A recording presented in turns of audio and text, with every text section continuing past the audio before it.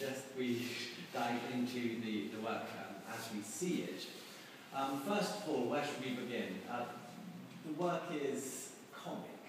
It is pathetic, the true sense of the work, of pathos. It is touching, it is obscure, it is meaningless, it is absolute. How do you bring all of these different feelings together into one way of working, one way of being? Is there a philosophy behind all of that? The fragmental nature? I suppose it is keeping all those things present, really. I mean, a lot of the work, stories to some extent, I suppose most noticeably in the map pieces and in the ellipses, which are questions or facts or objects, is that they include everything. Everything is piled in there. And everything from different times, from different places, different ideas. I mean, the facts, for instance, there are facts there which are obviously true, banally true. There are facts that are obviously lies, to the extent that there is quite often in a facts box include a calculation that doesn't work. Quite easy to do, you just get a big calculation from a maths book and snip a bit off. Or turn it upside down, it's quite interesting as well, sixes and eights and things. And because I'm a confused individual, I like to keep all those options open. I think we're going to quote Nietzsche quite early, and probably many times, but Nietzsche surprisingly said something along the lines of, I can't remember my opinions, let alone the reasons for holding them. And I feel a bit like that I want a kind of maximalism of meaning and association, and it's because of this confusion, which I don't think is just purely me, I think the whole world is mad and over-complicated. It's because of that I want to contain all this mess in something very classical, very geometric, very mathematical, very clean, very kind of digestible. So that when you look at, say, the ellipses, or even the little circle there, it is a work of sculpture in a way. And from here, I can't read any of it. But it still exists as an artwork.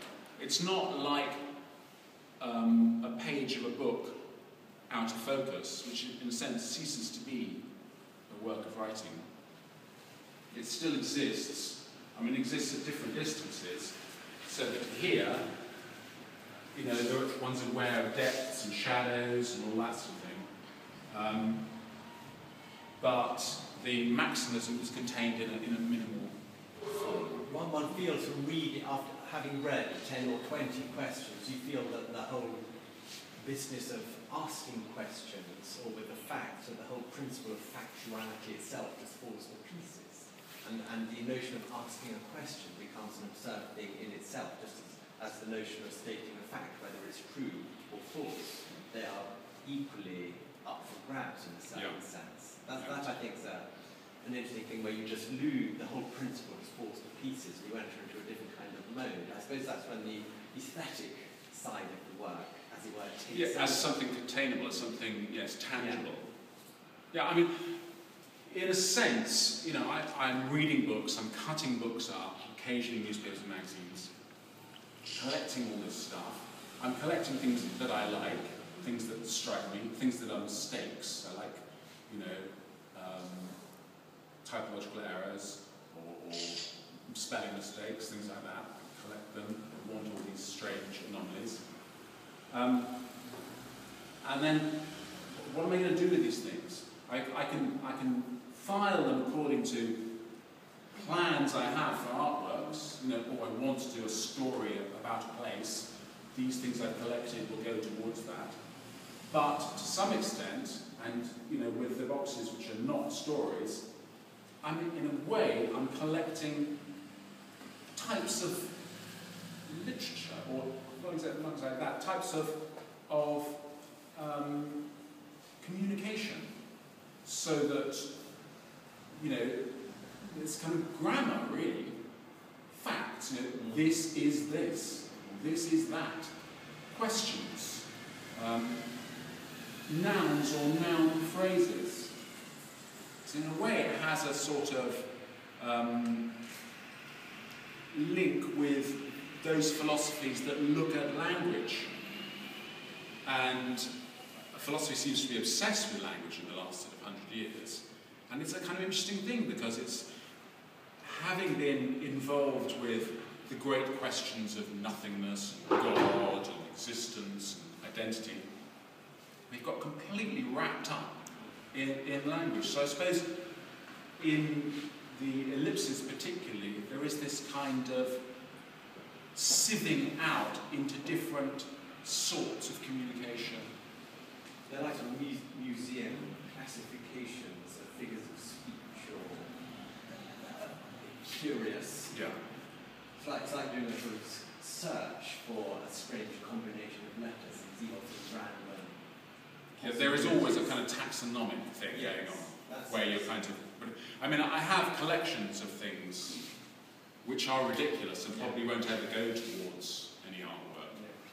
I mean, for instance, I collect the little, on envelopes, where there's an envelope to send back, it'll often have a little rectangle or a little square, and it'll say, you know, please fix stamp here, or you don't need to fix the stamp, but it will save us postage. Well, I collect those little squares and rectangles because they're kind of interesting, and they're little, you know, they're little squares, they're little Malevitches. They're plaintive. You know, you don't have to fix a stamp, but you know, if you do, we don't have to pay 47.5 here, whatever it is. And yeah, I've just got a bloody bag of these things. I don't know what I can do with them. Why am I collecting them? So do you have cabinets at home full of? I have these little drawers. Strange. I have the lids of shoeboxes. Yeah.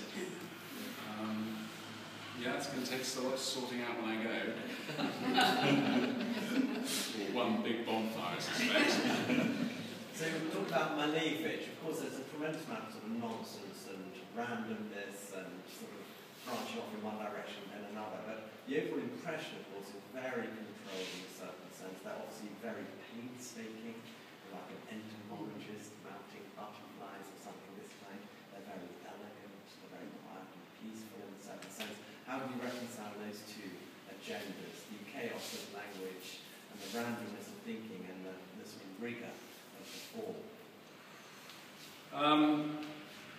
Well, to do anything, I mean, particularly in this country now, in in the West, where we've got enough stuff, generally speaking, most of us, and we have a huge amount of choice.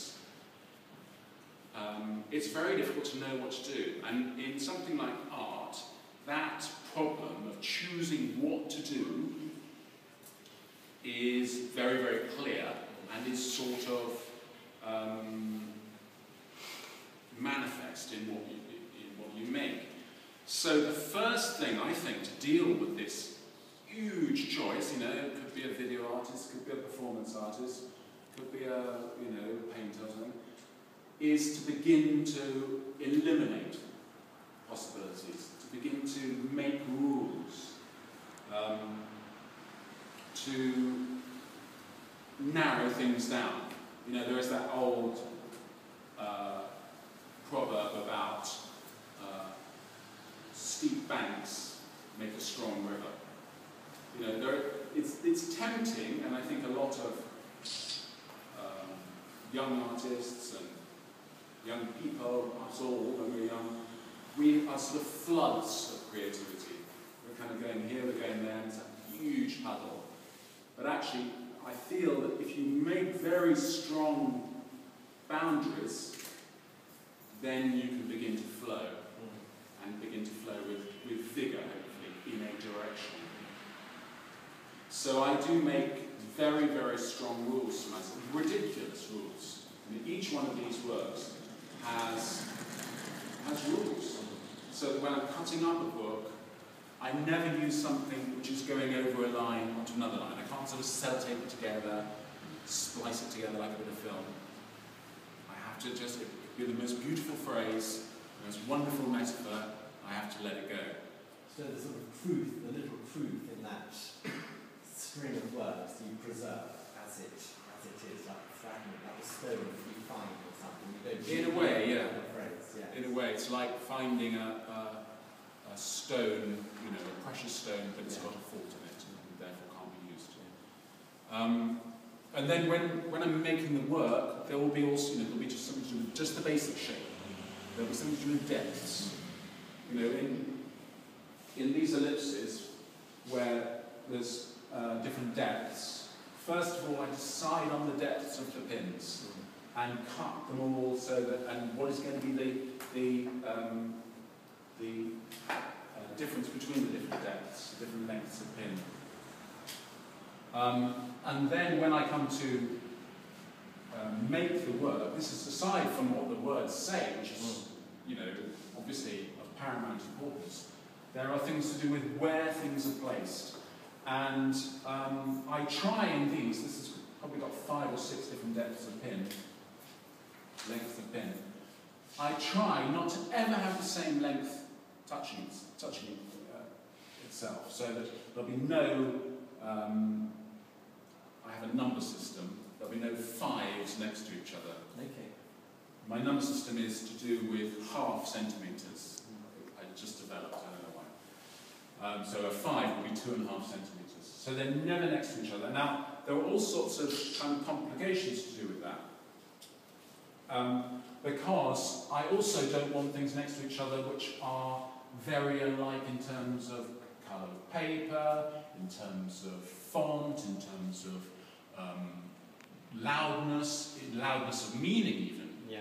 So that means that every single piece kind of finds its place. I do start at the top and work down, usually.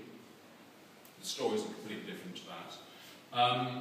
And so gradually, I'm making them as I go. I have masses of bits and pieces.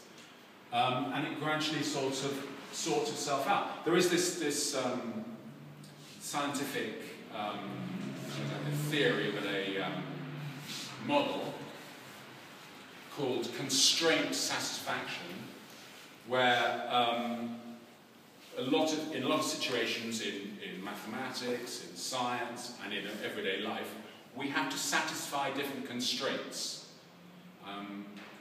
And that's what I'm doing here. A good example of that would be in life, that you get onto a tube carriage, there are 2 other people in the carriage, where do you sit? You don't go and sit next to one of them. That would be weird. You know, that would be scary. So, do you sit, you know, bang in between one of them, between the 2 of them? Do you go to the far end? Might seem a bit hostile, a bit misanthropic. So you have to kind of negotiate where you're going to sit. There may be other factors. There may be an open window. There may be a dirty chair. There may be anything. There's all these different constraints that we are satisfying the whole time. So in artworks, I'm not alone in this at all, you know, it is a little microcosm of our lives. I don't think that's too grand a thing to say. That is kind of what it's about, isn't it? That's why we're doing it. And that funny zone between objectivity and randomness, I think, is one of the sort of ticklish things about these works. They sort of catch you somewhere where you feel both simultaneously, like throwing dice in a certain sense. There's a kind of predeterminism of a kind in the phrases themselves, and then what might happen with them. I think that's one of the things that's constantly intriguing about them. Personally, I find it very easy to go back to them and read them in different ways because you get different sequences, which is always fun, always interesting. Yeah, I mean, they're a kind of dip-in thing, I suppose. Yeah. I mean, I do want to make art that is not assimilated in a matter of minutes. You know, a lot of work now is really for encountering in an art fair or in a museum, and wow, look, that's brilliant. Next, that's kind of it. I suppose I am a kind of chamber music person. I kind of make things in people's rooms which they can live with, because that's what I like. And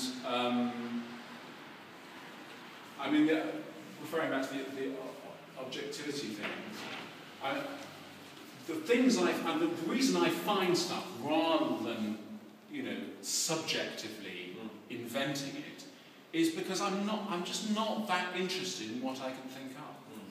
Really, I think I can't get to my own unconscious very easily.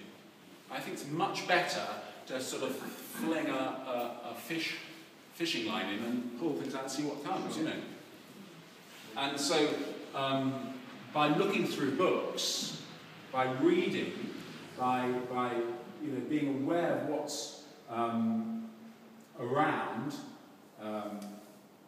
in literature or the news or whatever, I find things that, that's great, I like that, So I'm sort of picking flowers. And hopefully things will work together and it'll be funny and thought-provoking and... Should we go and have a look at some other pieces? How about getting